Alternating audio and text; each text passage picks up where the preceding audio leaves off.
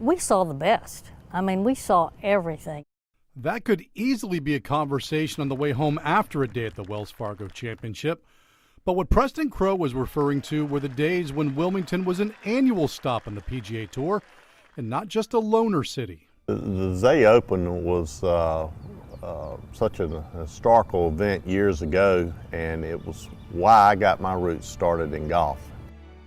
Joey Hines is the director of golf at Cape Fear Country Club, which for the better part of 1945 through 1971 was home of the Azalea Open. It was also home to the heaviest hitters from that era. Ben Hogan, Arnold Palmer, Jack Nicklaus, Sam Snead, Tom Watson, Gary Player, Tom Weisskopf.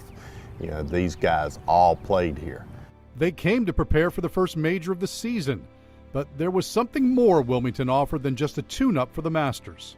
The stories that I used to hear from the participants that played said that the Wilmington people treated them with such hospitality, southern graciousness, invited them in their homes to come stay with them and play.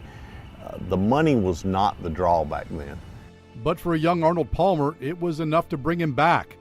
In 1954, he was the low amateur at the Azalea Open. 3 years later, as a pro who could earn a check, he won the event.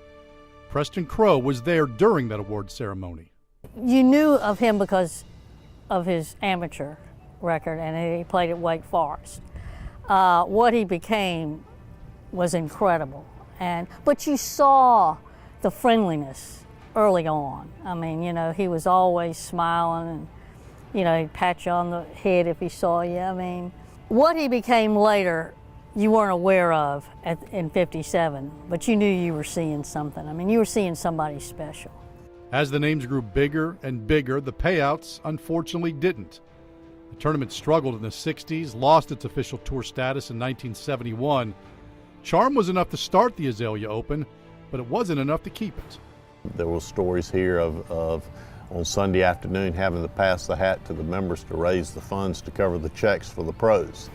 So it just didn't have the funds to keep it going. A lot of the pros I talked to actually would play for more money gambling in the practice rounds amongst each other than they were able to win in the tournaments. Money these days is no object. The total purse for the Wells Fargo Championship is $7.5 million. But what that money can't buy are the countless memories and the way the Azalea Open helped shape the lives of those who grew up with it, like Joey Hines and Preston Crow, who is now a United States Golf Association rules official. Completely influenced my adult life. I mean, I grew up at this course, and what we had as children in little old Wilmington, North Carolina at Cape Fear Country Club can never be replaced. As a little kid, I used to watch many of the greats play Cape Fear Country Club. And it was sad to see the tournament leave Wilmington, but it's going to be a great week.